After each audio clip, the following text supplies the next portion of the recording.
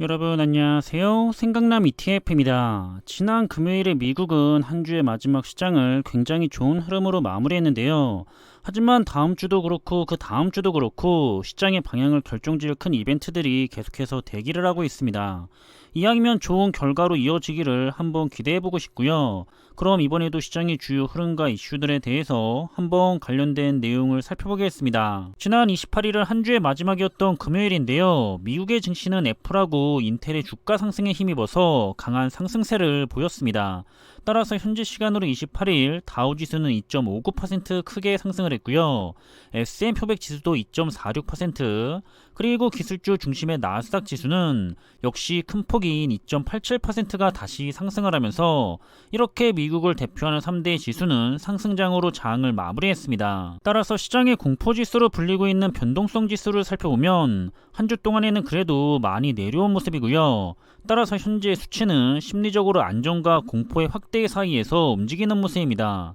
투자자들의 심리가 계속해서 좋아질지 아니면 다시 흔들릴지는 계속해서 두고 봐야 할 것 같고요. 그럼 우선 시장을 대표하고 있는 세 가지 우량주 ETF들을 한번 살펴보자면 역시 한 주의 마무리는 미국 팡플러스 ETF에 편입된 기업들이 하락을 하기는 했지만 대체적으로는 괜찮게 마무리했고요.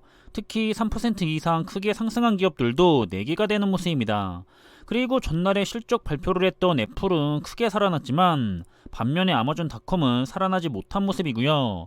아무튼 다가오는 월요일의 국내 시장은 관련된 세 가지의 우량주 ETF들이 일단 기분 좋게 상승장으로 시작이 될 것으로 예상이 되고 있습니다. 그리고 우리 투자자들이 역시나 많이 투자를 하고 있는 대표적인 투자 분야들의 움직임인데요. 일단 지수 ETF들은 당연히 크게 상승을 했고요. 그리고 반도체 테마를 대표하고 있는 주요 ETF들도 역시나 3.5% 이상 크게 상승을 했습니다. 반면에 글로벌 자율주행 ETF는 정규장에서는 상승을 했지만 시간의 장에서는 더 크게 하락을 했고요. 스마트 모빌리티 ETF는 괜찮았고 마지막으로 글로벌 2차전지 ETF는 역시 아쉽지만 하락을 했습니다. 따라서 월요일에는 역시나 관련된 모든 테마의 국내 ETF들은 자율주행과 2차전지 테마 ETF를 제외한다면 좋은 흐름을 가져갈 것으로 예상이 되고 있고요. 그리고 4차 산업과 관련해서 가장 기대가 되고 있는 대표적인 기술주 산업 분야 ETF들도 대부분이 상승으로 한 주를 마무리했는데요. 그 중에서도 일단 메타버스 테마 ETF도 상승을 하면서 한 주를 마무리했고요. 그리고 국내장과 관련이 있는 글로벌 클라우드와 사이버 보안 ETF도 좋은 흐름으로 한 주를 마무리했기 때문에 다가오는 월요일에 국내장에서는 역시나 관련이 있는 모든 테마의 ETF들이 좋은 흐름으로 한 주를 시작하게 될 것 같습니다. 따라서 한 주 동안의 지수의 성과를 정리해보면 지난주에 이어서 그래도 꽤 상승을 했던 한 주였는데요. S&P 500 지수는 3.9%가 상승을 했고요.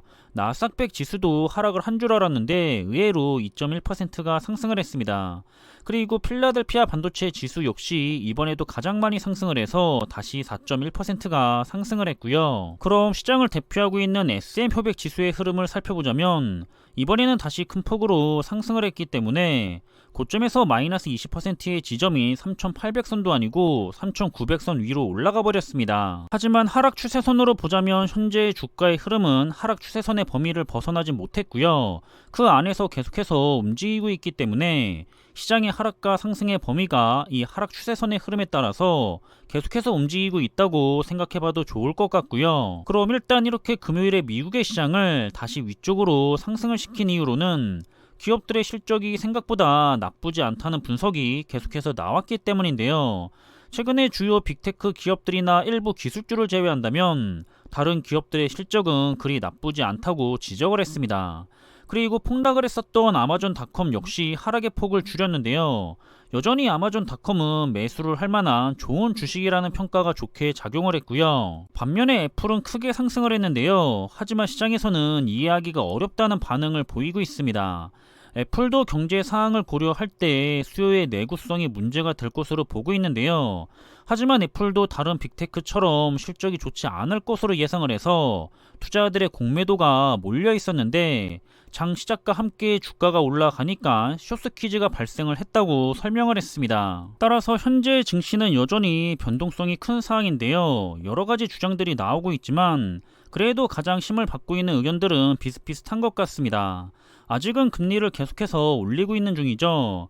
금리 인상의 정점에 도달하지 않았기 때문에 약세장의 바닥은 아직 아니라는 의견이 많고요. 과거에도 그런 경우가 많았기 때문에 이번에도 그렇게 흘러갈 거라는 주장이 가장 힘을 받는 것 같습니다. 그래서 이번 조정장의 진짜 바닥은 금리 인상이 멈추게 되는 내년 1분기나 늦어도 2분기에는 발생할 가능성을 크게 보고 있고요. 그때는 역시나 여러 가지 상황이 좋지 않더라도 시장이 상승의 랠리를 펼칠 것으로 보고 있습니다. 왜냐하면 경기의 흐름보다 시장의 흐름이 몇 개월 정도는 더 먼저 움직이기 때문인데요.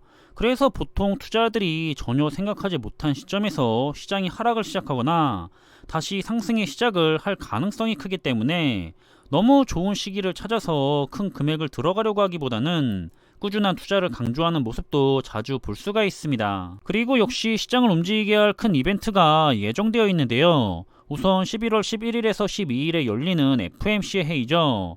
이번에 올릴 금리 인상은 0.75%가 거의 확정적이고요. 향후 금리 인상에 대한 속도 조절에 대해서 언급이 된다면 시장에 긍정적인 영향을 줄 것으로 생각이 됩니다. 하지만 좋지 못한 결과로 발표가 된다면 시장은 다시 큰 폭으로 하락을 할 거고요. 그리고 역시 실적 발표도 이어지는데 주요 반도체 기업들의 실적 발표가 있기 때문에 반도체 산업의 움직임에도 영향이 있을 거고요. 좋은 소식으로 이어지기를 바라는 한 주가 될 것 같습니다. 이렇게 이번에도 한 주가 흘러갔는데요. 계속해서 투자하기에 쉽지 않은 시장이 이어지고 있는 것 같지만 이런 힘든 시장은 좋은 자산을 가지고서 적립식 장기 투자를 하는 투자자들에게는 더없이 좋은 시간이라는 것을 항상 기억하셨으면 좋겠고요.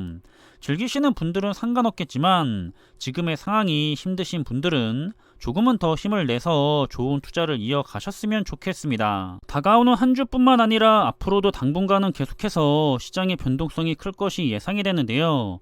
일단은 많은 분들의 기대에 부응하는 그런 다음 주가 되었으면 하는 바람입니다. 그럼 투자하는 데 있어서 좋은 참고 자료가 되었으면 하고 있고요. 이번에 준비한 내용은 여기서 마무리하겠습니다. 저는 다음에 더 좋은 정보들로 다시 찾아뵙겠습니다. 감사합니다.